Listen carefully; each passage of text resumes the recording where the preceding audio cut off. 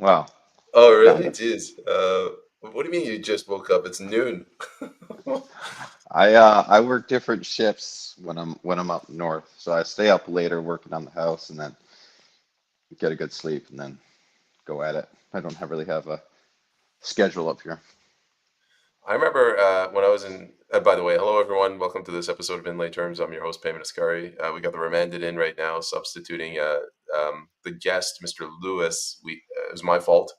Time zone issues. He'll jump on in 50 minutes. Um, yeah, when I was in university, I didn't want to miss my classes. Like if you have a 8 a.m. class, you might sleep in. So I got the night classes, right? Like 7 p.m. to 10. Yeah. And turns out, like where there's a will, there's a way. I still managed to sleep in. Yeah, I used to do night classes with at trade school.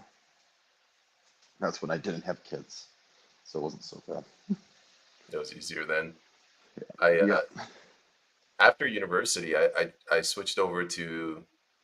I mean, I was a computer scientist, but I was doing sales. Like I was a front line sales engineer, and it doesn't matter how much you drink. It doesn't matter how late you are out. Like you could be out until 5:45. You still have to get up at 6 a.m. You got to get to the meeting. So the concept of sleeping in, it's completely foreign to me. Yeah, I used to stay up till like 1, sometimes 2 o'clock in the morning. Pretty big gamer back in the day, and I'd yeah, you got to be up at work for like get out of the house by 6.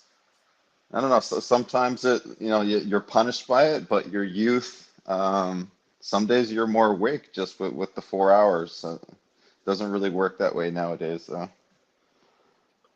Um, yes, being young, like when you're young, so many things are easier. Actually, everything's easier. I can't think like what's harder when you're young. Um, Maybe talking to girls. That's the only thing I can think of. Yeah, I mean, I pulled my back twice this year. I'm in my early 40s now.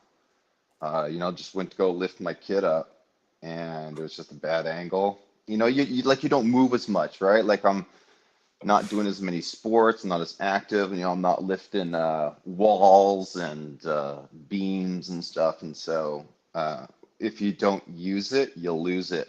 And if you lose it, you get punished for it. So it's pretty Do you mind painful. if I invite just me, Jamie? You're friends with her, right? Yeah, go for it. All right, I'll send her the link. It's not just a guys only room. Um, I'm way past you. I'm very stressed. Like I don't exercise as much anymore. I used to be a huge exercise buff, and I'm always stressed out, like to the max. So my lung capacity's dropped to a third. So so when I do interviews, I got to be careful that I don't move around. Like if I go up 2 steps, I got like smoker lungs, and Oh it's you wow. the host can hear that I'm running out of breath. Yeah, I'm the opposite. I'm pretty carefree. Um, and because in my gaming days, because I was kind of like a leader figure, I learned to deal with like hundreds of people, doing doing gaming and stuff. So it's actually humbled you to the point where it's just like you don't worry about as much. You worry about what you kind of can control, and so that's it's actually a negative having done gaming for so long in my life. But at the other side of it, I'm able to kind of deal with crap or annoyances. Like they don't really bother me as much. Um, and so that's probably why I'm able to stay home with 3 kids and handle dogs, and it doesn't really phase me as much. They're difficult. It uses a different type of energy and mental state, but um, yeah, things don't really bother me. But yeah, It's good to it's see you're different. carefree somewhat. We got our two other guests here. So Jessamy Jamie's here and Darcy, the official guest. So I'm gonna bring him in and I'm gonna try to wing this. I'm probably gonna be the worst host. Let's go with I guess ladies first. Jamie, how are you doing? Oh, I'm doing really good. A little exciting news. I don't know if you've seen it yet today. CTV News put out an announcement this morning. So Bob the fact checker posted it. I reposted it, showing that the PPC has seats, which I thought was absolutely amazing. So I've retweeted it and said, with the number of seats that PPC has, why isn't Maxime Bernier allowed in the debates? And I think that's Candidates, not seats. no. I get that. I get it's candidates, but they're looking at seat projection. So CTV News was looking at seat projection, and PPC were like 56 and then up to 92 or something like that. You just go look at it's on my wall. Really? I Yes. So I always that's tell what's people, if any good news, I refuse to accept it. We're running for the PPC. It's always you're bombarded with bad news. so but they've so since changed it. So now they're running, it says other instead of PPC. But this morning, they put it out as PPC. Take a look at the video while you're here. You don't need to have the sound, and you'll see what I mean. And it's a legitimate video from CTV News. if you send me the link via X, I'll bring it up. Darcy, first of all, apologies. I think I got the time zone wrong, so I'm sorry for that. How are you doing? I'm good. Yeah, I'm so sorry. Yeah, I know I looked it up. It said that it was 2 p.m. my time that we were starting, and I sounds like I thought I still had almost an hour, but I apologize about that. No. It's always the host's fault. Darcy, we'll do. I got my two friends to jump in, Remanded and Jamie. They're two good patriots.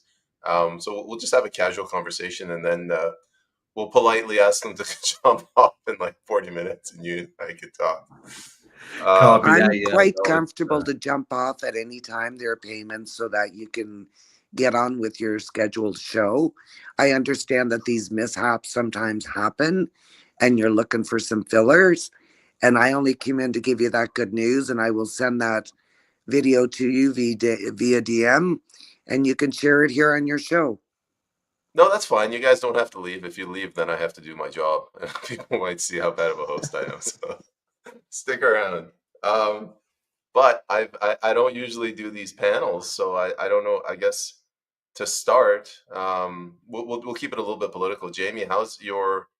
I see your show, your X Space is taking off. How's it going? Your attempts to get candidates on there? Things are going really good. I don't know if you were in the show yesterday. We had the Toronto Police Association talking about crime statistics, gun statistics. Interestingly enough, 85% of the guns that are used in crime are illegal guns. The other 15% have the serial numbers ground off. So, what do you think the chances of that other 15% are legal owned firearms? Not according to my records. People don't file off the serial numbers if they want to use the gun for a shooting range. So yeah, that was an interesting stat. Well, let's go to Darcy. I don't know how much you're into politics, so why don't you tell us what's your views on gun rights? Either way, it's fine. No, for politics, I didn't really get into politics until mom. To be honest with you, I was kind of blissfully ignorant for the majority of my life up till that point. But as for the guns, um, from what I understand, we don't really need them, but like to not need them, but like to at least have them uh, holstered on our side or within reach, because we've always been pretty good here, from my understanding. We have our problems here and there, but I think it's increasingly getting more important to be able to self carry. I believe because more things are happening, there's more people that are doing things that they shouldn't be doing, and I think it's at least important to be able to self carry to at least intimidate the potential pushback if somebody was to try to harm you or do ill will.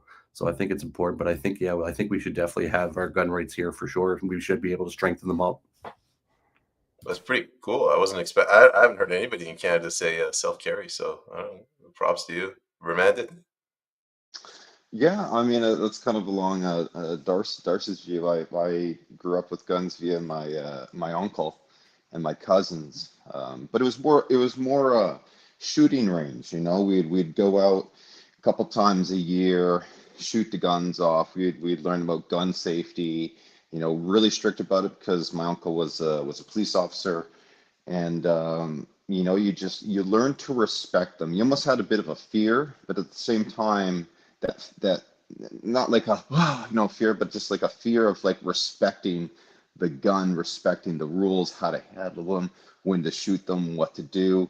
Um, and so that was kind of my upbringing with it. And I now that I have a family and I see what's changing, it does get into my mind where it's just like, you know, it I do cross the threshold of, it would be nice to protect yourself, self-defense. What do I do if my kid's lives are put in danger and these big groups are around or things like that? So I think that's just something that's starting to be introduced at a higher rate in Canadian society. Um, I agree with you that it's when you have a fear of something, you kind of respect it. I compare it to a chainsaw. Like, you buy a chainsaw, you don't start like juggling it or waving it around like a lunatic. Oh, we lost Remended. He's having technical issues. He'll join back. Um, Jamie, grasping at straws. I'm trying to jump from topic to topic, but what about here's another controversial one. This I don't know what it's called, the sword, the religious sword that Sikhs can have on them legally. What do you think? What are your views on that? Well, my views are if you're in Canada, you should be living by Canadian culture, and our culture does not allow weapons to be carried in the streets, and I see them as weapons. Now, if you want to change that law that gives, Canadians the right to carry, then by all means carry your sword. If I can carry my gun, then you can carry your sword. But up until that point, I don't think weapons should be allowed to be carried on a person, and that's a weapon. Darcy? I agree with that. Absolutely, what Jamie just said. Yep. If the rules are changed to be able to allow for carry, to be able to holster a gun or a sidearm, yeah, I think you should be able to carry that. But if it's your religion, I'm not sure what the point is with the sword for the sheiks. I don't have a lot of context on that, so I can't really speak to it per se. But I agree with what Jamie said. Remanded, the question was, what's your view on the exemption for certain religious, in this case Sikhs, being able to carry a sword?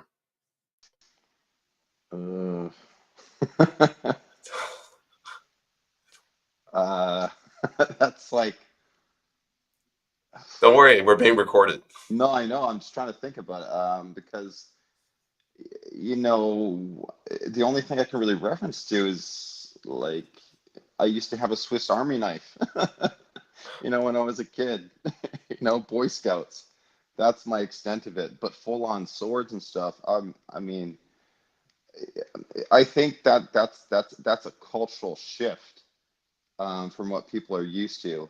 And I think maybe it's like one of those things where, and I'm adaptable on this.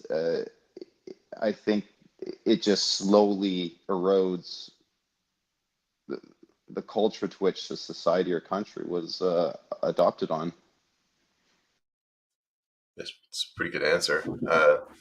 The way I look at it is, like a sword is legal, a baseball bat is legal, but if I walk down the street swinging it like that bad guy from The Walking Dead, people are gonna look at me funny. Uh, but also, the reason I brought it up is there was a debate in Ontario for the New Blue Party, that provincial election, and the Liberal candidate, he brought a sword with him, and they asked him a question about it, and it's that school is a private property. I can't take a knife onto that school, but they have a religious exemption they can take. That's where I have a problem with the law reaching in and violating property rights. Do I don't know. Let's just go through around this again, Jamie. What do you think about that? Well, I think you got church and state crossing over into each other, and it shouldn't be allowed to happen. Government should never be involved in our religion and making decisions based on religious rights for anybody. So, church and state should be separate. Darcy? I could agree with Jamie on that as well. But going back, when I'm thinking about it as I listened to you after I answered, I still stick with that. However, there definitely shouldn't be on schools for sure. Then the problem I see happening is if, like Jamie said, if we change the laws to be able to um, a Sikh carry a sword, like somebody could holster a sidearm. If we change those laws, then I think I see like a downhill slope where it's like, oh, I want to carry a sword. Maybe I should go try to be a Sikh. And then it just becomes, it might lose its value. But then you also have to put in, you have to look at it where if whatever laws may or may not be created to carry a sidearm, though I think those laws would still have to apply to somebody wielding a sword on them because it's definitely dangerous. Remanded.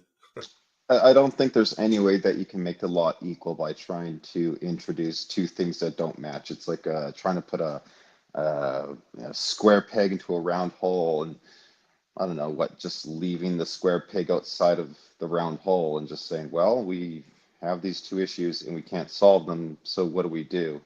And they just, nobody's making a decision, so that they just continuously conflict with each other. It's like the hard hat vs turban. You're on a work site, you're riding a motorcycle. We've heard that argument over and over again. It's like, who gets the ticket, who doesn't, what do you do? Yeah, that's where I was going to go with that. I promise this will be the last question, but what are your thoughts on that incident where somebody had a religious headgear, the turban, and the law says you have to wear a helmet when you're on a motorcycle, but he said, I have a religious exemption. Like, I don't think they should make an exemption. You can strike down the law, or you can tell the guy, like, screw off, but I don't think they should make an exemption. Jamie, what do you think? Again, they're bringing religion into state, and they shouldn't be. There should have been no exemption. You want to ride a motorcycle, you go without your turban and you wear a helmet. If you're not willing to do that, then you don't get the privileges of riding a motorcycle. It's pretty much that simple. Like, don't change the laws to accommodate a few for the sake of religion. Again, it's church and state. Keep it separate. Before, go ahead, Darcy. No, go ahead. I was just going to say, does anyone know how this actually happened? Like, did the judge say give the exemption, or did the executive say, like, as a regulation, we're gonna make exempt if you're religious? I'm not aware of that one. Remanded, I'm looking at you. Can't answer it for sure. Probably the judge. No, yeah, I haven't looked at that specific case myself, so I'm not sure. I'm guessing common law. Go ahead, Darcy. I actually see things a little bit differently than Jamie. I don't even think we need to have. I mean, I don't know. If you want to wear, or if you wear your turban for your religious beliefs, and you choose not to wear a helmet, that's on you. I see the potential harms of, a rock flying up and hitting you, and then you crashing into a car. So now you're potentially causing a hazard for other motorists and civilians around you. But outside of that, if you choose not to wear a helmet and protect yourself, I think that's on you. I don't think we should have laws like that. I think that for things like that, if you choose not to wear something that's going to potentially save your life or protect you in case something happens, you're kind of taking your own risk on that. And I think that should be on you and shouldn't even be lawed. Fair enough. Remanded.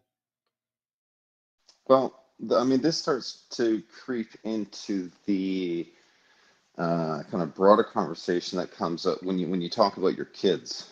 There's so many safety rails, like people talk about guardrails on highways, all these safety barriers. It almost getting to a point where you can't leave your house without a high vis vest, a helmet, work boots, and you're just going to the grocery store. It's almost at a point where your kids actually, you're not allowing them to stumble and fall. And by the time you're an adult, you should be able to make those adult, rational, logical, safe decisions through your travels and journey of adolescence to adulthood, that you should be able to make those decisions yourself without the government or insurance uh, companies making that decision and activating or lobbying for laws to be changed because their payouts are too large. I was having a conversation with someone about, like electric vehicles, how Elon Musk or whoever has the ability to, deactivate your car, stuff like that. And we're already there. Like, try driving. First of all, most people instinctively, when you get in the car, even if it's not moving, you put your seatbelt on. If you don't put it on, you get that really annoying ping, ping, ping sound. And the other day I was driving, and actually I was starting to drive. I opened the car door and the car switched over to park. like, who the hell told you to park my car, man? I can drive with the door open slightly if I want. But like, I feel that too. I don't know if anybody can jump in on that one. That's why the old stuff's the good stuff. They don't have any of it in there. Get yourself an old Chevy SS. It ain't gonna stop you if you don't put your seatbelt on. With a carburetor. I mean, when we were young, I mean, there was five of us that I used to live close to my three other cousins, aunt and uncle, and everywhere we went, the five of us had to be in the back. Everyone knows there's not five seatbelts in the back seat, right? You share. Ultimately, if you did get into a high-speed accident or something, I mean, typically we weren't going too far. Obviously, it had the potential to be devastating, but I mean, I don't know. I just see now I gotta buy, I got three kids. That's like multiple seats, different sizes and weights of seats. Now I'm paying like $2,000 for freaking car seats. It's like, where's that cost, 20 years ago? I guess Jamie's got no comments. No, actually, I was just going to say thank you for inviting me in. I'm going to duck out now and prepare for something I got in an hour. So thank you for having me on, and maybe we'll do this again. Sounds good, Jamie. Take care. Ciao for now. Bye. Yeah, like I was born in the Middle East, and nobody really wore seatbelts back then. Like wearing a seatbelt in the back, that people would just make fun of you. Now when I get in an Uber, the ping sound goes off. I'm like, I'm not putting a seatbelt. I'd rather die than put a seatbelt on in the back. Yeah, I could agree with that. I mean, going back to what Brandon said, we're driving in our trucks. Like, I'm originally from Prince Edward Island, and we lived half hour, 45 minutes outside of city limits, all farm, field, and fish area. You ain't wearing no seatbelt. Ain't nobody coming down the road anyways. But yeah, I don't know. It goes to somebody makes a decision, and now if you don't do it, then you get fined, and also there's a potential, if they find out, like, insurance company, it's all just goes back to dollars to companies and somebody else. It goes into somebody's pocket if you don't listen. And I think there's too much of it personally nowadays. I remember I had a conversation with my father one time and my mother, and I was like, it's your generation that ruined all the fun for my generation. Because now I have all these rules because now you guys went and all messed it up. Yeah. Yeah, Remanded, you mentioned the insurance thing. Think of something like you cannot buy a car now that doesn't have the camera on the back when you're backing up, because your insurance will go up. And even if it's not the insurance, if you run somebody, like if some kid runs behind your car and you run him over, I'm pretty sure common law now thinks that you're in the wrong. You're muted. I mean, the backup camera is like, I never, like, I'm a manual driver. I drive the stick typically. So it's, because you get a feel for the car, you kind of, you learn, you become one, if one would, for anyone that's done street race, or not street racing. Fast and Furious. Down at the track, mission. Darcy, you can unmute your mic, man. It's fine. Oh yeah, no, it's so good. I was just laughing. I totally agree with that. Absolutely. Before I lost my car last year, I had a 2019 Velociter N manual. We used to go down to the strawberry track down in South Alberta, go down there. So I definitely understand what he's saying. It gives you a real feel for the car, a real understanding for it. and I was taught on manual, and I won't drive them on automatic. Yeah, What are your I share a car with a car with my wife now, because it's bigger, for the whole family, so it's kind of got this dual purpose. But that backup camera is pretty. I mean, it's pretty awesome. I've kind of gotten used to it, unfortunately, but at the same time, as awesome as it is, make sure you're not running over your kids or someone else's kids or maybe something you didn't see. I have noticed an erosion, or just there's less self checks. So, Yeah. it's just, I think it's something you lose, and I think it's a generational loss, intertwined with a generation loss of common sense, and just us keeping our common sense instead of being told what to do. And I think that's kind of where that leans. I actually find it funny that you say the word common sense. I'm looking at getting it into National Cell or NCSO for safety. And I was talking to a friend of mine who's currently in HR and safety and search and rescue. And she was telling me, oh, I think this was back in 22, maybe 21. You can't even say common sense in safety and HR anymore because you can get in trouble for that because people don't have common sense anymore and it hurts their feelings. I thought that was ridiculous. I almost turned away from being an NCSO for that. Man, that construction sites. I can't remember what year was it. 2009, 2010, I think. I was working for a bigger company that's kind of global, and I arrived there, and it was like holy shit. They were, sorry for swearing. The safety regulations. There were signs, placards. You couldn't have your glasses off for 5 seconds. You get an oral write up. It was almost like you were spending 20% of the day just worrying and being told about safety. It's just like, my first job when I was doing my apprenticeship as a carpenter. My first 2 weeks, I was 20 feet up high on this like extended garage, and we had to land trusses, that they just put up there. And he's like, "Yeah, no, just get up there." I'm like, I've never walked really on a wall 20 feet up in the air without, a harness, lanyard, or like anything. He's like, "No, you got to get a feel for it." And then, yeah, you learn how to walk 2x4, 2x6 walls, 20, 30 feet up in the air, with, 20, 40-foot trusses in your hand, and it's just the balance of you and the other dude aside from you. So it's just a bit of a contrast to where we are today. yeah, I guess too much bureaucracy, too many regulations. Oh, Oh, terribly so. Terribly so. And I can understand where he's coming from. Sorry to cut you off if you're going to say something. I'm part of the local 1325 Carpenters Union, but I'm primarily a scaffolder, second year carpenter. And yeah, my way around that was working night shift because there was less safety, less management, and less eyeballs.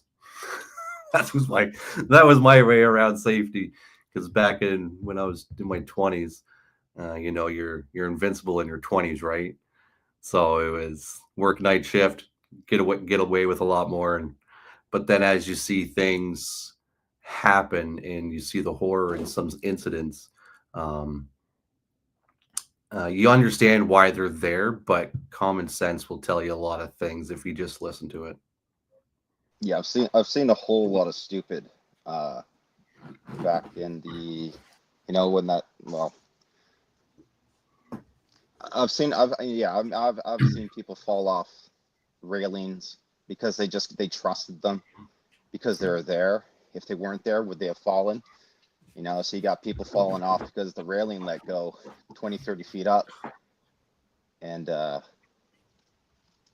yeah, sorry, we live in that. Everyone's kind of, you get get a little bit of trauma, but it sets everyone kind of straight, and just, you kind of get a reset. You don't want those things to happen, but at the same time, there was a safety barrier that failed, as opposed to just your common sense. yeah, I don't really have much to add to this, but I'm struggling because I'm a software engineer, so I don't, I don't know. I don't really have work in that kind of All good. environment. I guess Use for non-conductive tools when you're touching anything that's powered by electricity. I always said, for me, like engineers, I never, especially electrical engineers, I never respected them. I'm like, just you do you, make sure the electric outlet works. I don't care how it works. Like, let the rest of society function. Yeah. Um, I had a question before we got on this topic. Speed limits. Like, what are your thoughts on speed limits? Like, I feel like we don't really need them. Like, I go the speed that's safe. Most people aren't crazy. I disagree with that. There's a lot of people who's crazy out there today. There's a lot of bad drivers out there. Uh, Highway, you could adjust it. I think it could be a little bit better, in my opinion. But in residential and school zones, I think we should definitely have some incentive to make sure people are slowing down for the kids, right? Especially around the schools, neighborhoods, especially, but schools mostly. As for the photo radars, get rid of them. School zones, everything else can go. Yeah, I guess All school right. zones are different though. Yeah, the photo radar. I mean, like you just end up knowing where the areas are, and you just slow down until you pass them, and Yep. then I Yep. mean that's kind of it. I mean, the schools and stuff. I think that makes sense because I think it's you know, I mean, if you're speeding through a school zone, I mean that's pretty You shouldn't have a shitty. license. Yeah. Um, I had this huge contrast when I went to Europe. Um, what did I go there for? Yeah, I went to Europe for like 5 weeks with my wife, and we were in Poland, and we got onto you kind of had to learn quickly how to drive because it's everything is like faster, but faster in a safe way. Everything has roundabouts, there's not a whole lot of stop signs, so it's just like I would have my wife, she would count like which part to get off for like the roundabout, so she'd be like three, so we'd have to like count them and then kind of get off, and then the realization of how their highways work was pretty amazing. Basically, it's like unlimited speed. They do have a speed limit, but people go like 100, 180, 200 plus, and the fast lane is the fast lane. And you'll see it. So I was in my rental, and I think I maxed it out at about 160, 170 because I wanted to test it, and there was a guy coming. You can see him. There was this guy just flying. He had to have been doing like 200 plus, and they let you know early. They're flashing you, letting you know that get out of the fast lane, dummy. Like this, it's the fast lane, and that was the thing. There was like a common respect, and people actually treated the lanes to which that they were meant for. You go down like the number one in Vancouver Lower Mainland, it's painful.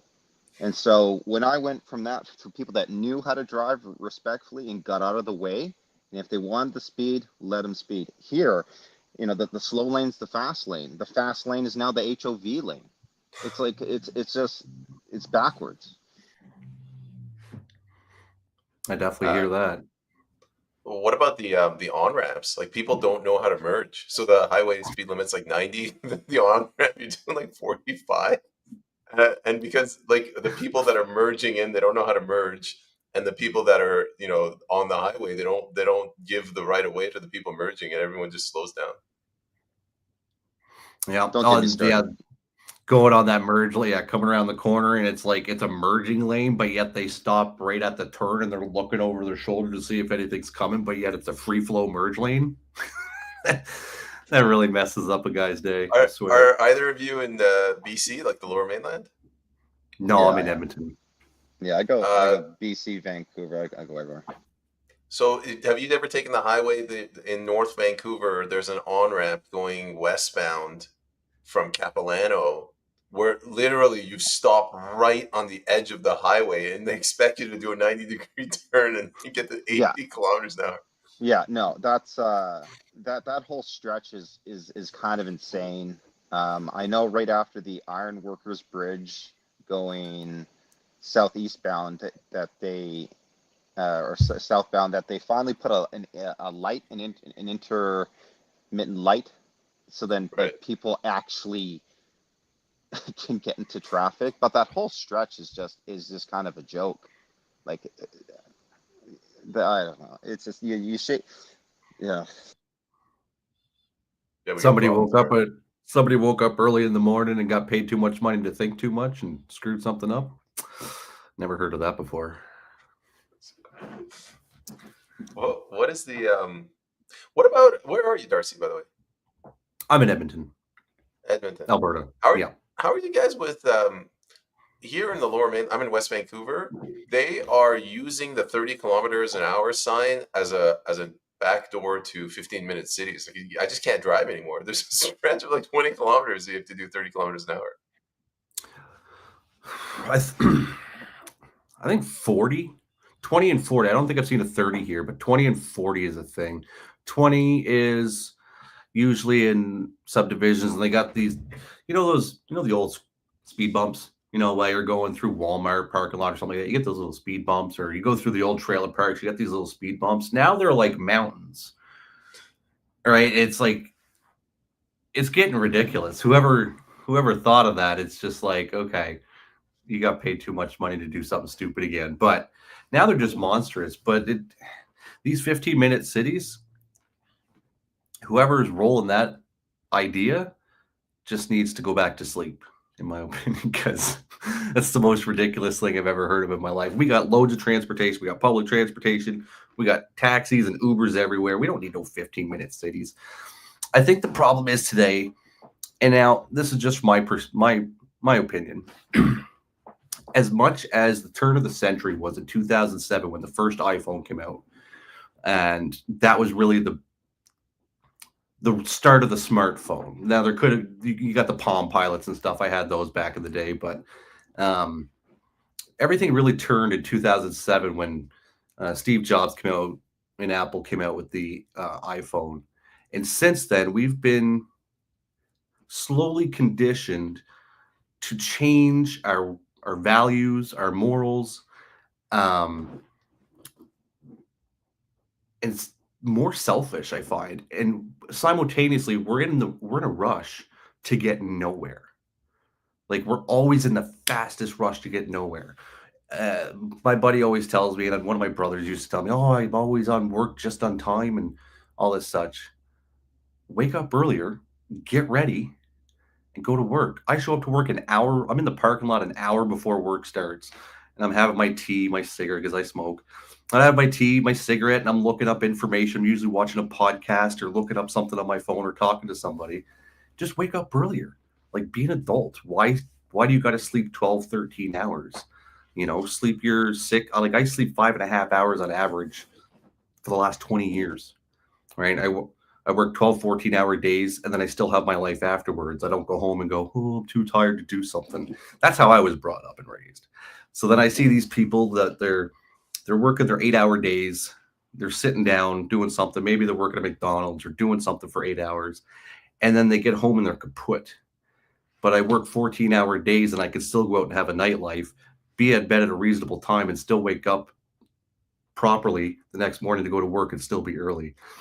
The mentality over the last 20 plus years or less than 20 years has really changed. And I don't think a lot of it's for the better, but I think we're slowly starting to roll back and realize some of this stuff that was how it was back in the day. Maybe it wasn't so bad, right? And I think that slowly started to come back, and people are starting to realize that. That's just my opinion. Roman, did you want to follow up? Yeah, no, yeah, like the Google Maps and everything. I mean, that's a great point. Everyone's rerouting, whereas people would just kind of be on the highway and they'd stick it out the highway. And if they knew the back route because they lived there, they would take the back route. But now everybody's got the back route, so there is no back route anymore. And that was the whole thing with when they finished the Portman Bridge and the Golden Ears Bridge, and they added the tolls, to which nobody can afford. And I don't want to get into an argument about rolling that into property taxes. It's split towards whether or not the province should be, from people up north, should be paying for a bridge in the Vancouver area. But the point was that everyone would be funneling to the Port Kella Bridge. And if people don't know what bridges they are, I mean, you've basically got two main traffic hubs that are used with these two bridges, and the third one's a smaller one. So, but everyone would reroute to the smaller one to avoid the toll fees, and so it's I don't know. I we're at a point where we're not fixing the problem. We don't have the infrastructure upgrades. We don't, there's no investment in infrastructure. I mean, that's a bit of a segue to, Google Maps and people just in a rush all the time. I find that a lot with the kids. I'm kind of I've shifted to kind of being a late person, especially now that I'm not working full time anymore for the last couple of years. And the shift to X just in the last year, I've noticed a deterioration in work ethic. Not to say that, I don't know how to work, or I don't know how to do things to as efficient as I used to. But I've just noticed the there's if you're not on top of it, you're of like your mental state, your the physical side, your physical state. If you're not getting out as much, you're just gonna stay in a slump, and if you don't correct that, you'll be, I don't know what, slapped in the face, of like a realization that you're starting to lose your work ethic. And if we start to lose our work ethic, where kids nowadays, generations, know the phone and just the phone, less outside time. Like my wife gave me this statistic. It was like kids kids had a ratio of 30 minutes of, not even 30 minutes, I think it was like 8 minutes of outside time to 8 hours of on-screen time. Wow. It was huge. And if you really think about it, you know and you'll see these TikTok videos every once in a while where someone would be like, why would you drink out of a garden hose?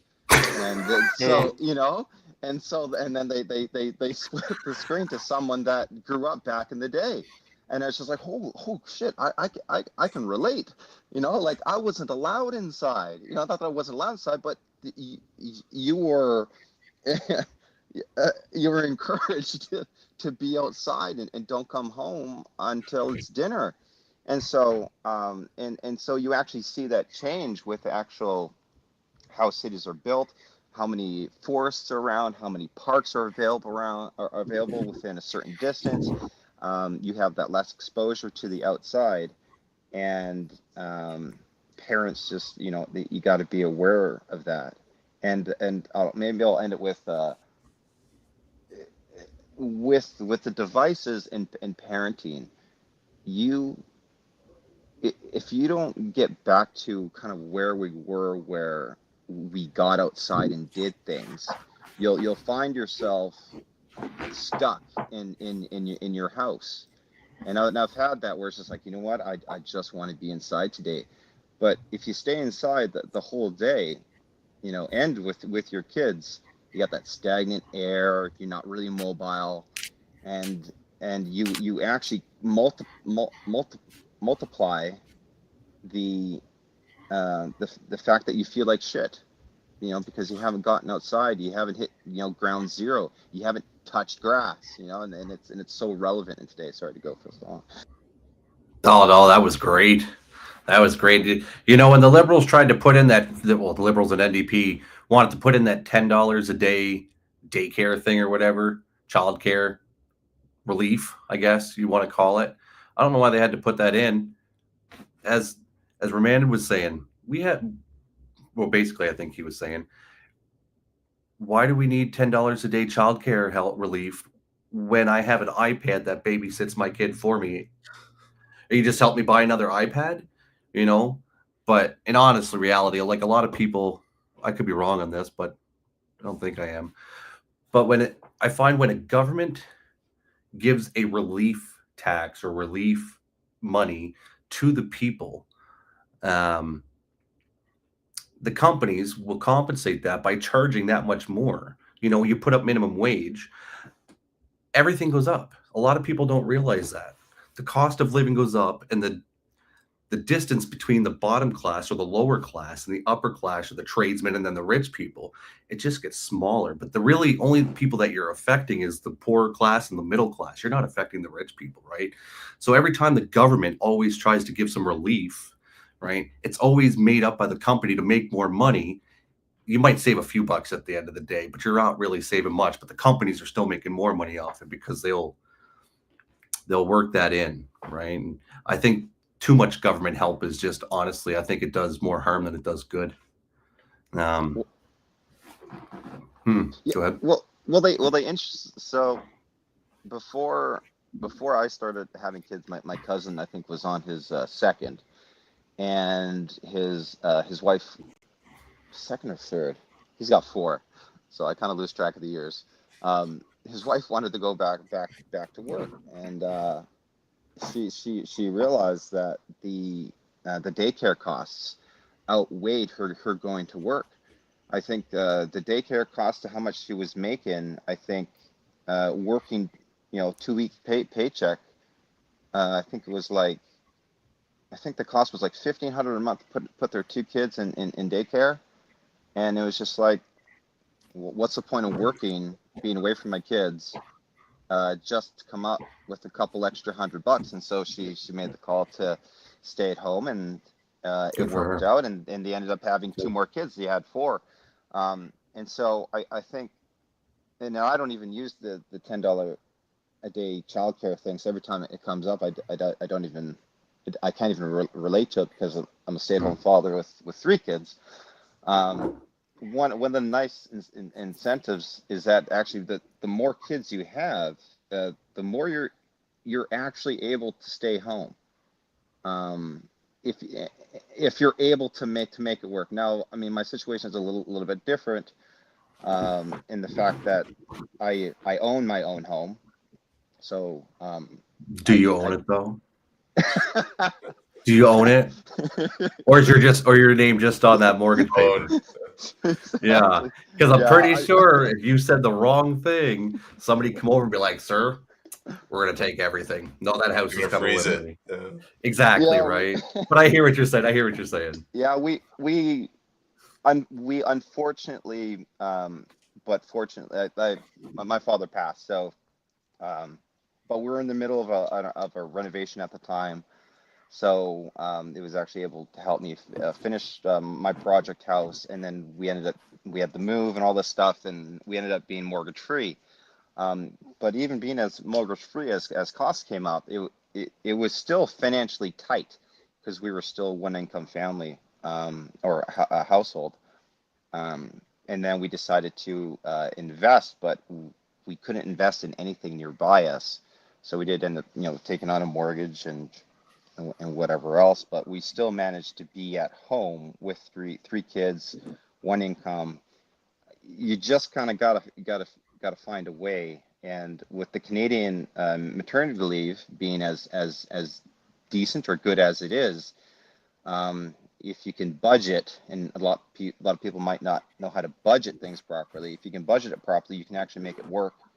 And if you can head towards having more than one child, you know, if you can get two or three, the CCB payments, the child care benefits that you get, actually offset that second parent needing to go to work. And I don't think a lot of people hear that, and so they just think that it's impossible. Now, do I think you'll be able to make it work in downtown, Vancouver, condo, whatnot? No. I mean, that's why a lot of people have moved out to Abbotsford, the Lower Mainland, Chilliwack, Mission area. There are places I don't know, you just kind of got to make it work. Yeah, we need to get away from we have too many people marrying the government today, right? You know what I mean? And a lot of people relied too much on the government, and the government has found a way to divide the nuclear family and get everybody working. So now they can get more tax money to spend on something I don't even care about or never knew about, probably in another country, but it's not fixing my roads, right? It's not putting in any good legislation. People are just stealing the money anyways. But what we have to do is we have to fight for a way to get the nuclear family back. And I think if we can get that done, I think a lot of this stuff will just self-correct, you know? And we need a push for that, because the more we keep busy away from each other, the more we keep distracted, the more we keep looking at this thing, even though I got a big one, right? The more we look at it, the further we get away from each other. And the further we get away from each other, the less human we become. And it just makes it so easy to come in and just take more. And then when you have nothing left, that's when you get mad, right? Because now you have nothing left because you were too busy being distracted by everything and paying taxes, looking at your phone, working your 8, 10, 12-hour day, you know, and eating sloppy. And you never realize what's going by, you know, until something extreme happens.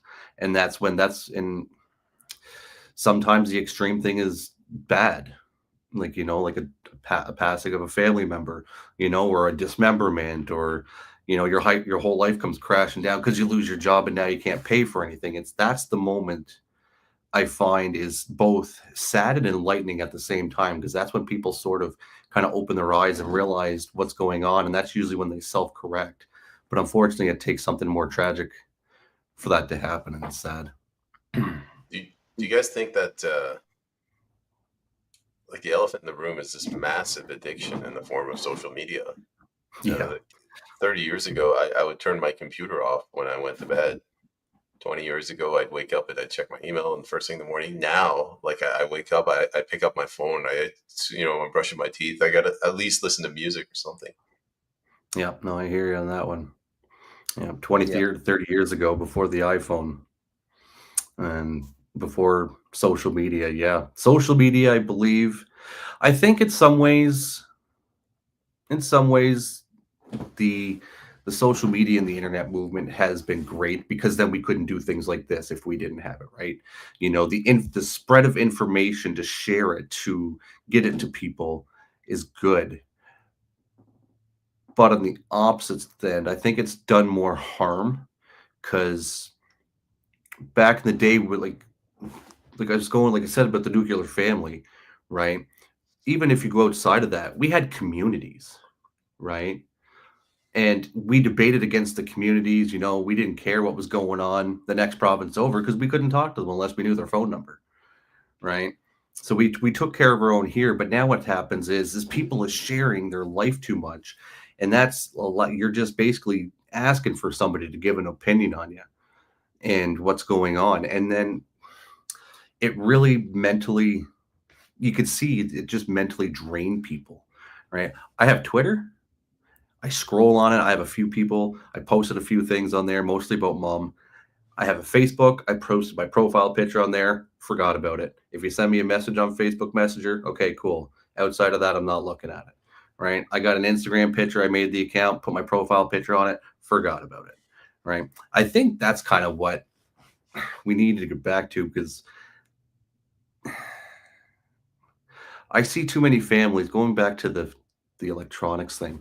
I see a lot of my friends and their friends and people. They're at home, their kids are running around, they're playing. Okay, great, they're playing.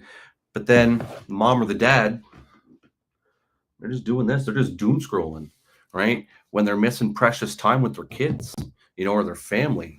I've taken women out on a date, you know, and sitting there, we're ordering, and I'm trying to have a conversation with them. Maybe I'm not exciting. Maybe that's just it, to be honest with you. However, they just sit there and they're doing this, and they're, you know, looking at their phone, trying to get a cute picture. And there was twice I just left them with the bill. I was like, see you later. You don't want to talk to me? Okay, cool. Pay for the bill. And we didn't go to McDonald's, right? We go to the Keg or Pampas or something.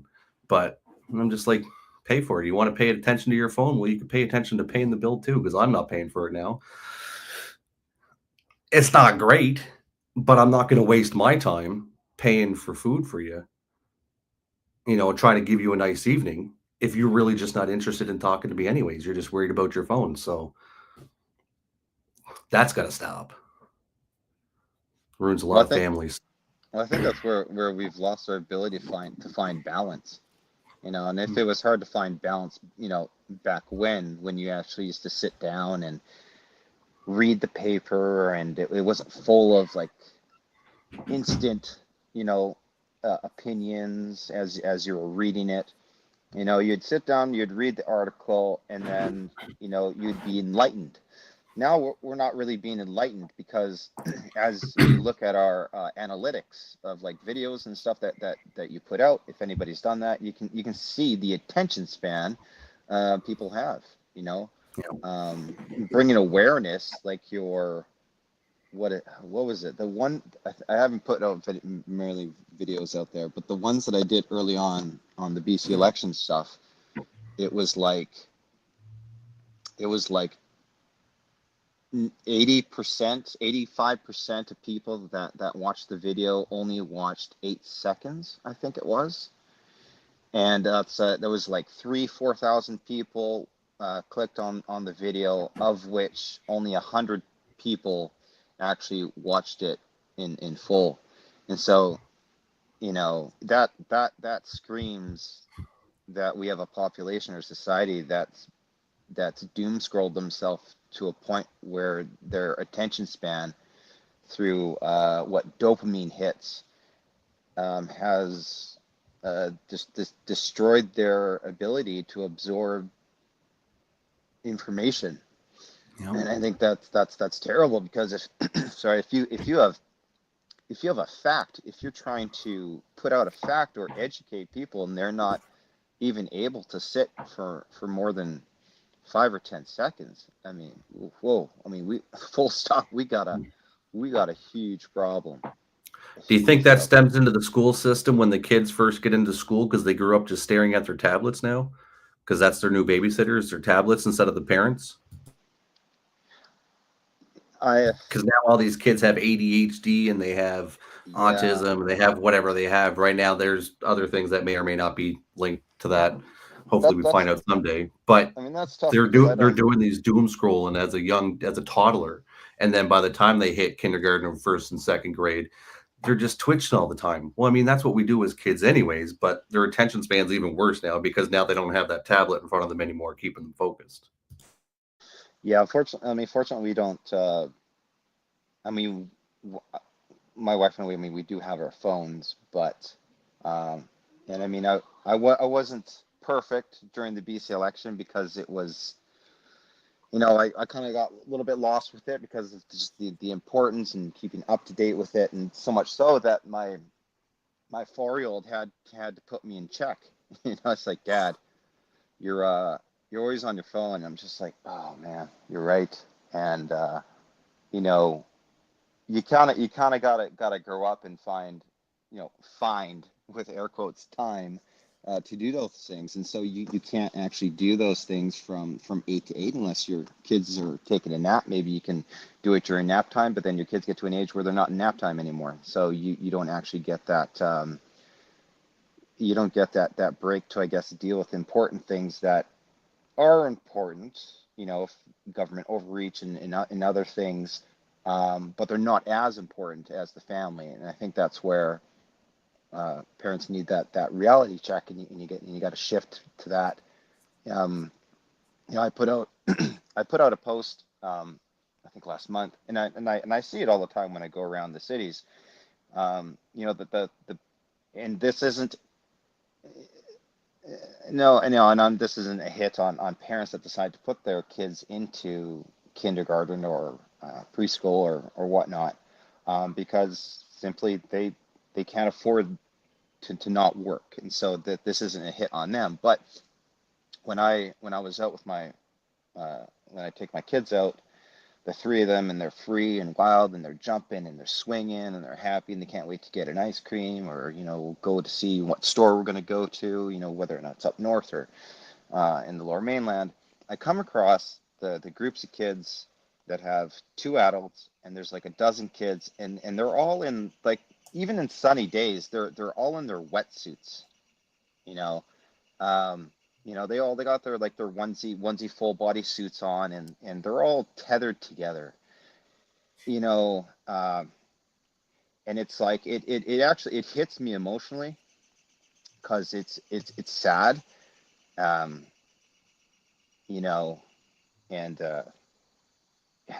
yeah, like it hits me now just thinking about it because I had my kid with me, and she's just doing that. She's holding my hand, jumping, playing. It's just, and then she just like full stop looked across the street, and there's these dozen kids lined up against the wall of a liquor store, which there's a lot of homeless and garbage, and it's it's not really like a great place to take kids, but I understand that there's actually a daycare center near this location. So anyways, so I'm there with my kid, and I look at them, just they're not happy, and so my kid stops and looks and just like, yeah, that's just a little school of kids, they're out for their daily, I don't know, breather of fresh air, and just the look on the kid's face, they were just, I and I put in the post, it's not that they had fear in their eyes. It was just sad. They weren't happy. They weren't laughing. They weren't loud. Just they were just quiet and up against the wall. Um, and then I go on with my daughter, and she gets to have her dad home, with her all the time, and so she doesn't really know what that feels like.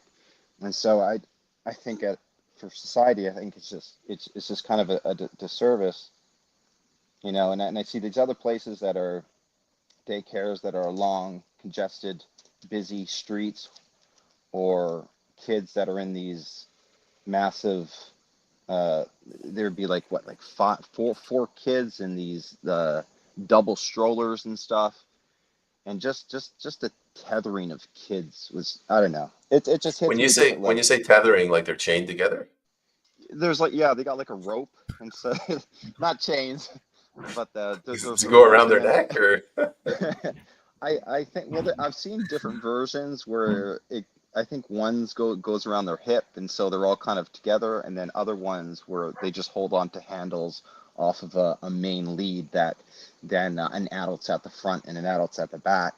um and it just man, it like looks, yeah. I'm gonna tell a couple of stories from my childhood to say how things have changed. I was in kindergarten, and my mom would let me walk like a kilometer or two to the park to play. I don't think anybody in kindergarten lets their kid go anywhere now unsupervised. I remember we were driving once, and my dad got angry at me because I kept, like, I don't know, crying in the back. So they just threw me out, not out of a moving car, but they just threw me out of the car. And he starts driving off, and then my uncle's like, no, you can't leave a kid. That was another one. And I had a third one, like, oh, I was when I was a kid, again, kindergarten. They let me go up. We were at a family friend's apartment. They said you can go downstairs and play in the playground. So we went downstairs and we played. And these other kids, they like mobbed us and they beat the crap out of us. So I went back crying, and my dad was just laughing at me. He's like, "Yeah, like walk it off, sunshine." But Yeah. nowadays, he's call the cops. Yeah, exactly, right? It was, yeah, you have to defend yourself. I mean, yeah, sure, your mom's gonna go up and be like, all right, which one of you touched my kid? Right? But yeah, the dad was usually like, get over it, if you don't want it to happen again, do something about it, you know? Yeah, no, it's definitely not like that anymore. Now it's safe spaces, and uh there was, what was it? There was my niece. I don't have any kids of my own. I wish I did, but I just haven't found the right woman to have kids because I'm pretty particular, and I'm still kind of working on my net worth to be where I think I should be at before I get that. But anyways, I was talking to my niece one day, and um, she came out. She's a little bit heftier, which is a huge problem. Again, we got that all that going on, but she's a couple extra pounds for her age, and she came over and she goes, Uncle Darcy, can I talk to you? I said, yeah. And she goes, these boys at school are bullying me. And I was like, well, go tell your teacher. Right. And she goes, well, no. She's like, I don't want to talk about it too much because they're calling me fat. And my instant response was, do they still have teeth? That's literally what I said to an 8-year-old. I said, do they still have teeth? And she goes, what do you mean? And I said, you clench your fist and you drive it through their face.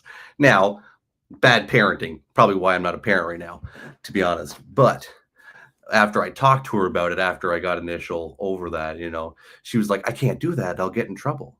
And I was like, would you rather get in trouble about something you're not going to remember in probably 5 years' time? Or would you like to just keep feeling bad because these guys are saying bad things to you that you don't like? And we've forgotten that. I'm not saying kids need to start punching each other in the faces. No, we don't need to do that. But, and I told her that afterwards. But it was just, you have to do They can something use a about it. chair and smash them over the head with it. That works equally as effectively. I mean, honestly, but instead of crying about it, I mean, it's females and males, we have different ways we deal with things emotionally, but it's, and I told her, I said, you have to try to find a way to do something where they're not going to make fun of you anymore. So I told her what I used to do when I was a kid. I got bullied in school. I believe in bullies. I think they're a necessary evil, right? They need to be corrected, but we also need them to toughen each other up, because I was bullied in school and how I got through it was self-deprecating humor. I started making fun of myself more than they made fun of me, and they just left me alone, because now I wasn't fun to make fun of anymore, because I just make fun of myself, or I do a silly act or say something silly or just go out and do something stupid one day. Like one day I borrowed my girlfriend's tight pink leather pants and I walked around school with them one day. Nobody said anything to me after that, because I'll just do something more crazier the next time. And I wasn't fun to bully. So I told her about that, and I explained what self-deprecating humor was. And I said, just make fun of yourself more than they make fun of you, and they'll get bored and go away. Remanded, you're the only one here who's a parent. Do you want to comment? And then I want to go to Darcy and ask him, about his story. Uh, yeah, I mean, it's kind of sink or swim, it's, yeah, it's, I've heard, okay, I was doing soccer with my 3-year-old, and he wasn't really excited about soccer, whatever, but a lot of the other kids are. He doesn't get picked on, because everybody supports him. So I mean, he feels included, which is great. I mean, that's not the point of it. But when I went down to the playground afterwards, and I sorry, freaking helicopter. They there was this Sorry, I'll father. be right back. There was this father who was with, I think, his daughter, and the daughter was just like, oh, those kids were, the kid pushed me at that soccer practice or something, and so the guy was like, I think he was Australian, and he was just kind of the tough, just that tough Crocodile mentality. Dundee. Yeah, yeah, just like you just gotta pump him, just give him a good crack, and so I'm there with my kid, and I think he kind of just gave you the reminder of you got to choose what kind of parent you're going to be. And so this guy's solution was, just, if someone pushes you, crack them one, just give it back, and I think that's part of the kids understanding risk. Um, you know, and I don't know if like a lot of people notice, if you've ever this might be a strange segue. If you ever seen spiders attack each other, they, there's a risk factor, and I think that goes into wildlife. There's always a risk factor, but Deterrence.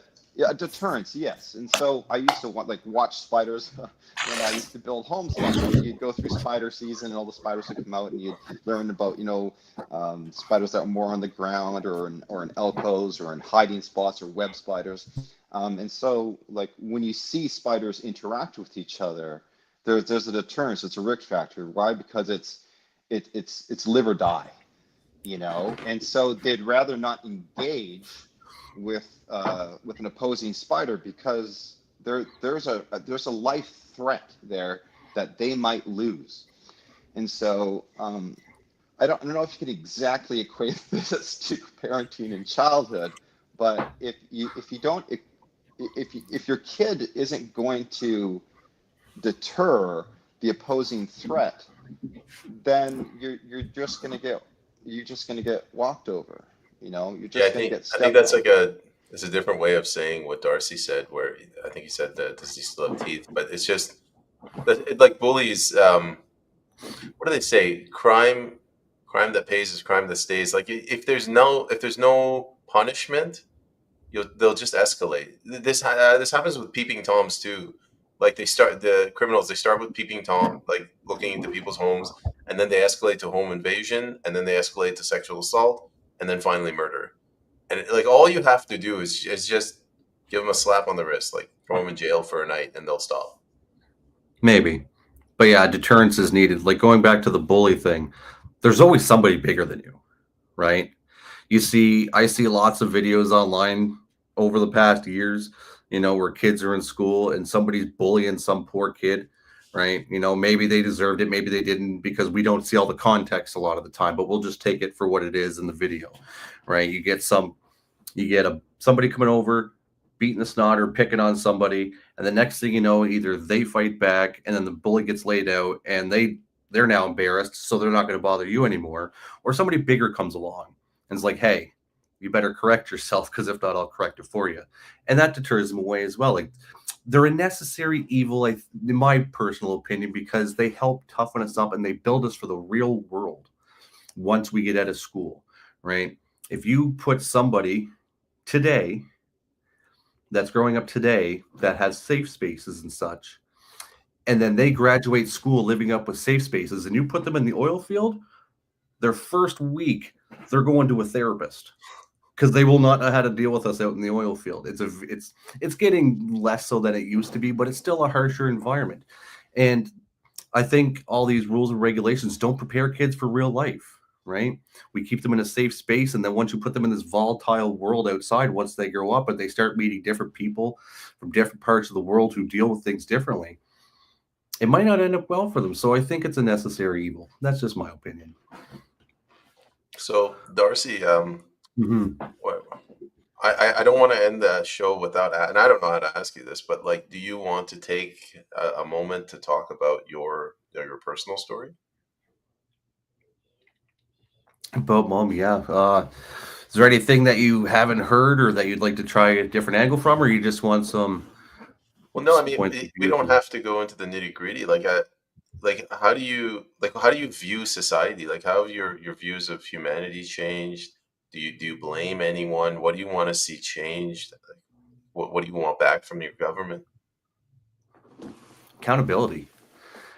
But it's not just for my mom. But we could just go with my mom. But this has happened to a lot more people, and a lot of people that we haven't heard their story from, or we haven't heard their story. Sorry. Um, Things have drastically changed. I think this would have never happened, 2+ decades ago. I think 2 decades ago, maybe. Past 2 decades, not a chance. I think there would be a way that the government would be able to kind of get their claws in quicker because of the slow transportation of information back then. But communities were communities, and they stood up for each other and they fought back, or not fought back, but they pushed back and said, no, this is the line, you're not crossing it. Some people kind of fell in for some of the things, but the majority of people, I don't think this would have happened at all. I think it only happened now because they realized that as a society, as a community, and as an individual, when the flu season happened, they call it COVID, I think. When that happened, they noticed that we were weak, both spiritually, individually, community, and as a whole, we were weak, and that was a good time to do it. And they, for the most part, they succeeded in what they did. But I think that it starts with the government, because it's the government that will either help their countrymen, or they won't. They'll do things to beat them down more and make them defenseless, right? And then as soon as you fight back, well, you're crazy, or now it's almost incentivized for people to start, it seems like it's okay for somebody who's for, getting a needle 6 times, for something that happened, in hopes it'll protect you. Maybe it will, maybe it wouldn't. But as far as we know right now, it really hasn't, for what things are coming out now, assuming they're all true, right? Um, but if I say something to hurt your feelings, and I'm more leaning conservative, but I say this more towards a liberal, not a libertarian. Libertarians are good people, but more towards a today's liberal, right? And I hurt their feelings. Well, I just got ejected from wherever I'm at. I got the cops coming over to my house. I got some psych therapist coming over to my house, because you're seeing that more apparently now here in Canada. And I'm a terrible person, and they try to cancel you if you could be canceled. But yet when they come attack us, either extremely more verbally, um, physically, or they're harassing you or doing it, well, that's okay, because we don't like your opinion. I think that's disgusting. I think there's something just morally sick about that. And we've we've lost it as a society, I believe, because we've been separated and we've become weaker spiritually and individually because we're too distracted with everything else going on. And that's just my personal opinion, but I'm sure there's a lot of people out there who kind of feel the same way now. But um, we just have to draw the line and stop giving in, right?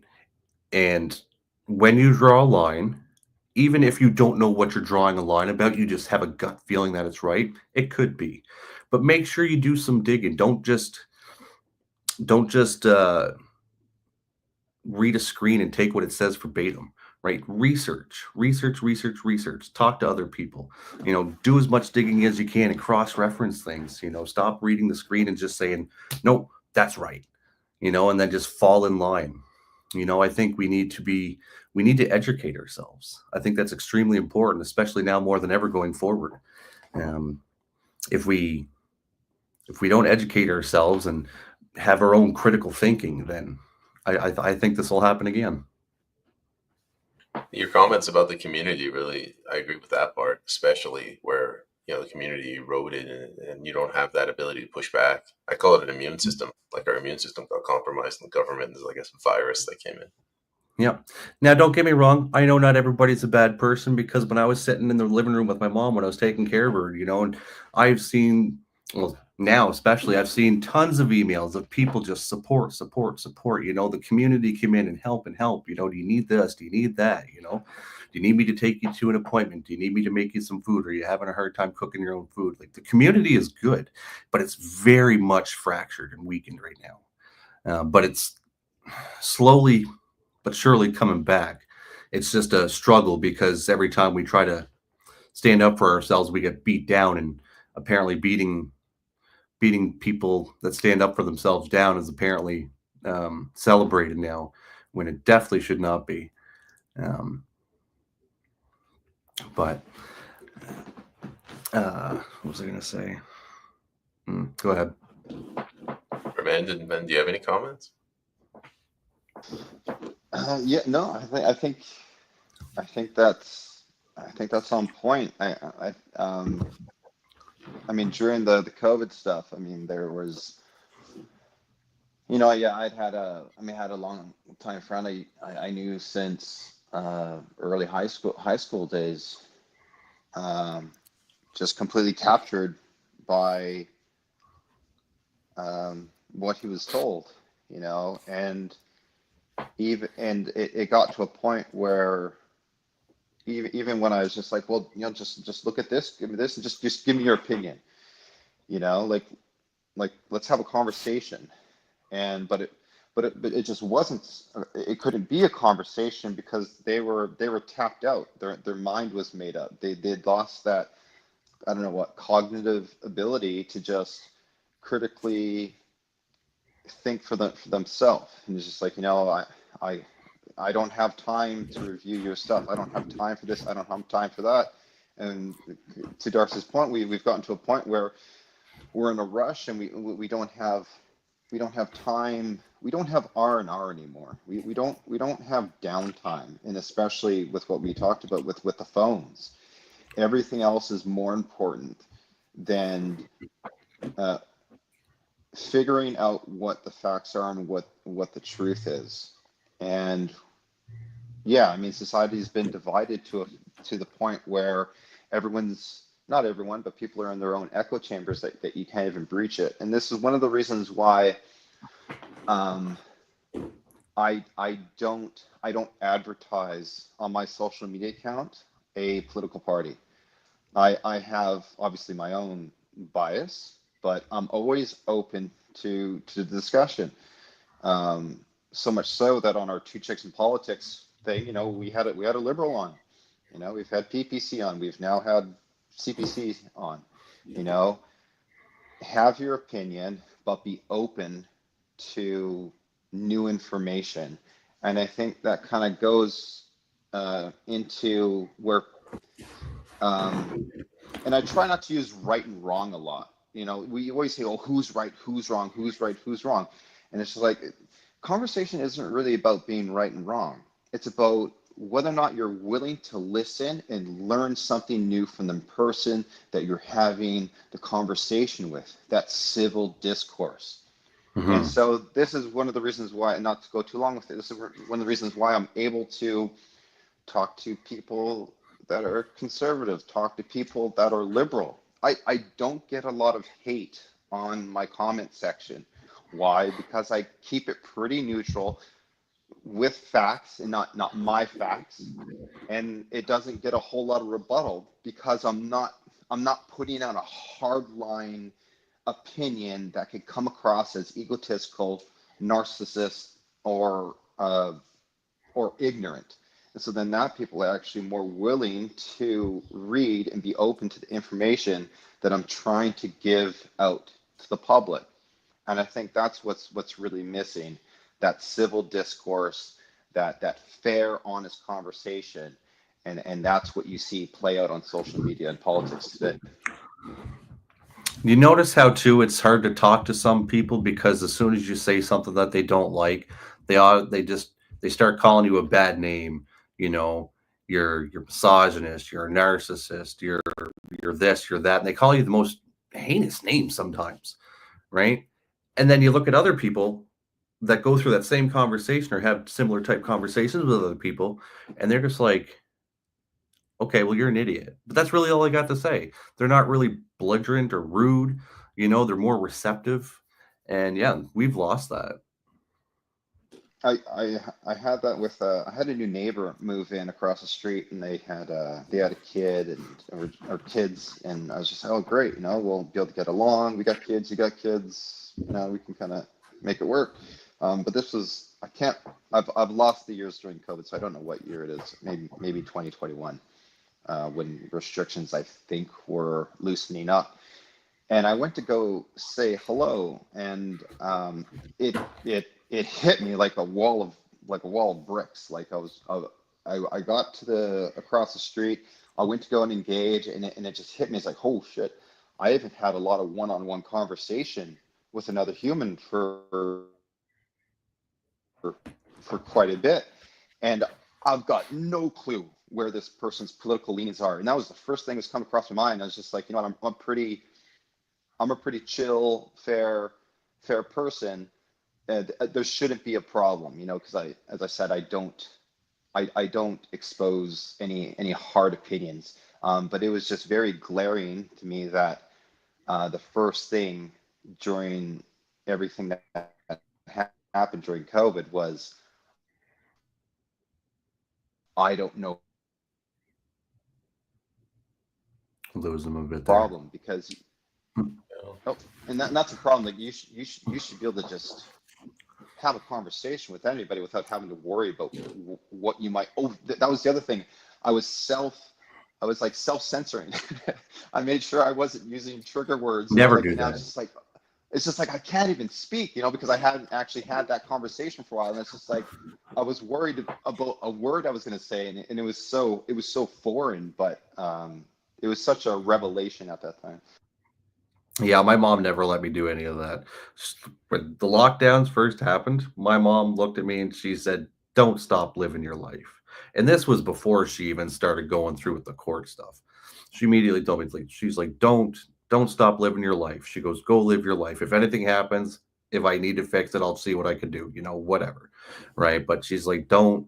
She goes, "Go out, see your friends, have fun, go get a girlfriend, go get married, go have kids, you go to work." And I did.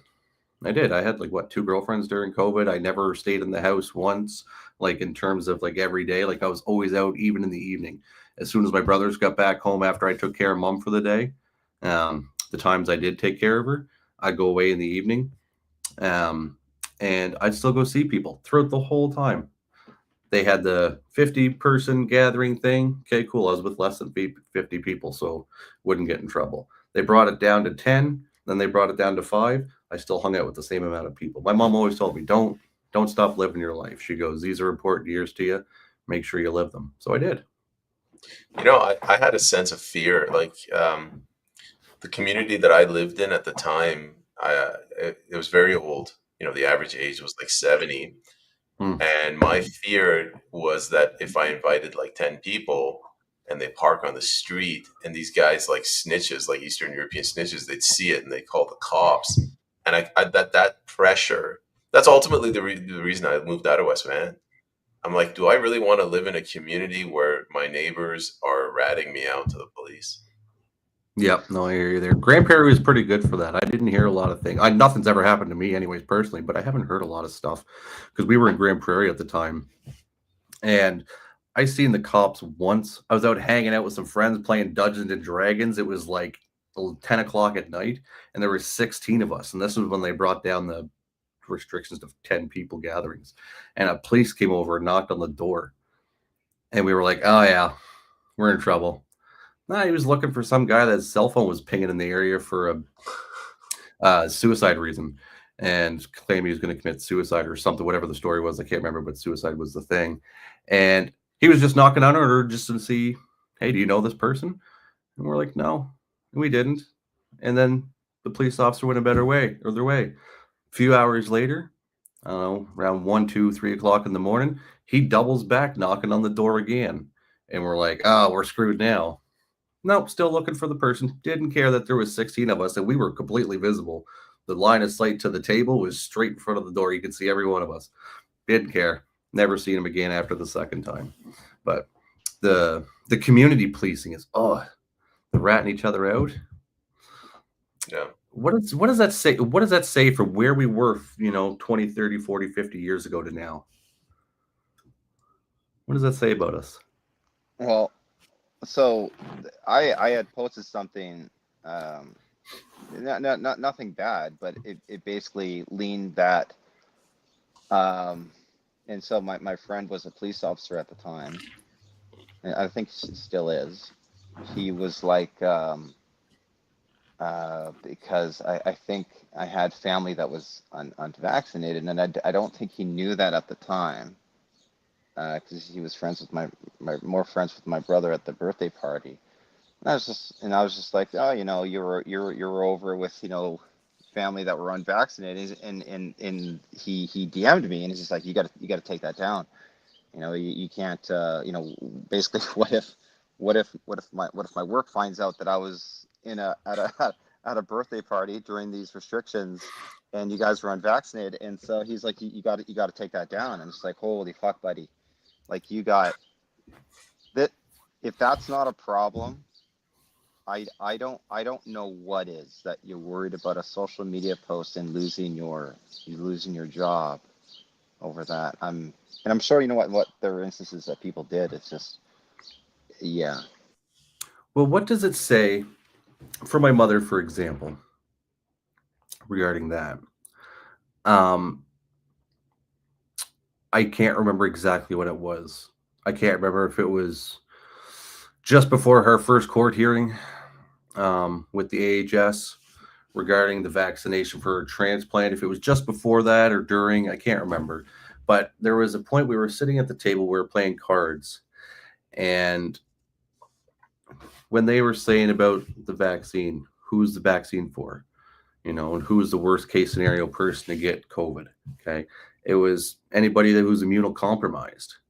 You don't get any more immunocompromised for what COVID apparently did than your lungs, which what was wrong with my mother. She had idiopathic pulmonary fibrosis. She needed a double lung transplant, in case somebody watching this didn't know, because she was gagged and wasn't allowed to say anything, but by the court system. But if somebody who's who's the worst case scenario to catch this, is sitting at the table across from you and says, if you get the vaccine, I will disown you. Quote unquote. If you get the vaccine, I will disown you. That's what she said to me and my two brothers. And then the same woman who's immunocompromised and is the worst person to apparently get COVID is the same person that's saying, I know you take care of me through the day and you live here, but don't go out and stop living your life. Right. And how much faith do you have to say that? Or how much do you not believe in something that you're being told that you have to do or else? You know, that you're willing to risk your life, that I might bring home COVID to you, and you're the worst case scenario to get this, but yet you're still telling me to go outside and live my life. How selfless is that? How much faith do you have? And or if not all of the first two, how much do you not have to believe what you're being told every day? Darcy, if I can rephrase that, I have to go soon. I get another interview after this. Yeah, of course. There was that, like, there's truth to this, but there was that trope that, you know, a mother and a father, they would give their life in service of saving their child. Now, I know we're dealing with grandparents here, not with parents, but there was an understanding that the older generation had a duty to sacrifice themselves to save the children. And we turned that on its head, where we said the children have a duty to sacrifice their youth and happiness for the adults. And what are going to be the repercussions of that? We're going to have to wait and see, but I think we're already seeing it, you know. And going back to even some of that is just the not being able to play with other kids and socially interact outside and stuff like that. Real quick, I'll just say, you compare a kid to an adult today, okay? Take a kid who you give a tablet to as their babysitter through most of the day, and you snatch it away from them. Okay, you did something wrong, or you're on it too much, or whatever. I'm going to take this from you for now. Go play. What do? They throw a temper tantrum. They're crying. They're throwing things. They're kicking and screaming. Go talk to somebody, say, more right-leaning. Goes and talks to somebody who's more left-leaning, and see how they react. It's going to be the same way as taking that tablet from the kid. They're going to act the same way. Is it only me that sees something wrong with that? No, I do too, but I'll let Remanded have the final say. I was just kind of in a little phase there. Yeah, you know, everything that's kind of gone on in me, because I've got young kids. It's strange. You know, you always hear about how we've been programmed, how we've been manipulated, how we've been conditioned. So much so that, you know, we have things like the child vaccine schedule, you know, that we never used to question. And now it's like, you know, I've got 3 kids, and you know, their you know, their due dates are coming up. It's just odd. Not to say that it's not obviously it's your responsibility as an adult to look into these things, research, find what's best for your kids. But that area specifically was put to the family doctor or the pediatrician to kind of know what was good for children, thus your kids. And that's been kind of thrown into the loop. So, you know, that's kind of like the one hurdle in due diligence that I've had to step up, because it's also being combined and turned hyperbolic to everything that's been going on in the States. If I could cut you off real quick, sorry, to ask you a quick question. Sorry, I know you're busy, Payman. Sorry, just a quick question. Go ahead. Throw this out there for Remanded and other people to think of. When he's talking about the childhood vaccination, okay, say you do a lot of research. You find out a lot of research from renowned scientists and doctors and stuff, and they say, you know what, this one that's coming up next for my kid doesn't look like it's that safe to actually take. Now you say no to that in a doctor's room or something, and next thing you know, they're writing a letter to somebody and then somebody else, and now somebody's coming over to take your kids because now you're not keeping them safe and protecting them by giving this vaccine. Is there too much overreach, do you think, in the government with that has the ability to do that because you don't deem something safe for your child? Yeah, it's not.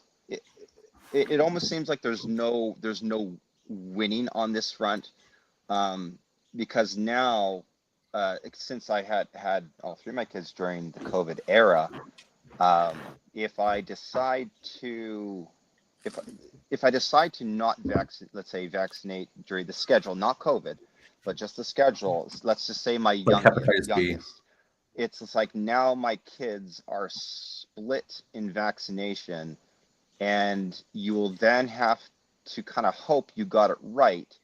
Mm-hmm. Still a little bit in fear that if they end up catching the thing, that the vaccination or immunization or therapy, whatever terminology you want to put it, they end up getting it, and you lose a child, but you don't. Let's say you don't lose the other two because they had the vaccination or immunization. I don't think there would be any recovering from that as a parent. What if that was flipped and the other two passed away, but the one you didn't vaccinate did That's live? why I say it's not a I it's not a winning situation. Like, Yeah. how do you? I don't. I'm gonna Yeah. jump in, and I'm gonna agree with the remanded on this one. I think fear it drives a lot of our behavior. So one of the things that It's makes primal people instinct, live of in a course. yeah, but it's the shame, right? Like he said, the mark of being a good Yeah. parent is taking care of your kids. Mhm. If you let your kid climb a tree and the kid falls and breaks his or her back, you have the sense that the rest of the community that bubble wrapped their kids, they were the good parents and you were the bad one. Yeah. No, that's fair. I It, can understand that perspective, even though I don't have kids. Yeah. it's tough because, like, a lot of the spaces that I am in, and some aren't in, a lot of people are now advocating to just scrap the whole thing. And I yeah, I haven't made my mind up with it, because I think that there's too much cross contamination of other countries as well. And just like quickly, so it's like when I went through some of them, like it's hard to just blatantly state one thing, because what we get in the west of Canada is going to be different from we get from possibly the east of Canada, which would then be different from what they get in Europe, Sweden, Finland, the United States. The vaccines are different depending on the region of where you're living in. So let's just say vaccine A has 10 things that it blocks you from. Well, in Europe, they have a completely different region, and in what they're exposed to, where they might have 20 things that it blocks them to. So there's no detailed research that really separates it all.